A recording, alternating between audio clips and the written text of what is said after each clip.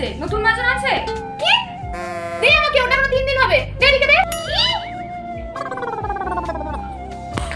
Oh no!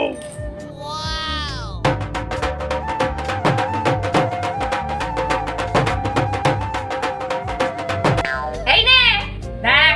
তারপর কি হলো সেটা দেখার আগে এক পাশে যদি টাকার বস্তা আর অন্য পাশে যদি তোমার বকুনি মাকে রাখা হয় তাহলে তুমি কোনটি বেছে নেবে? তুমি যদি আমার মতো মাকে বেছে নাও তাহলে ভিডিওটিতে একটি লাইক করে চ্যানেলটি সাবস্ক্রাইব করে দাও। আর তুমি যদি টাকাকে বেছে নাও তাহলে কিছুই করার দরকার নেই।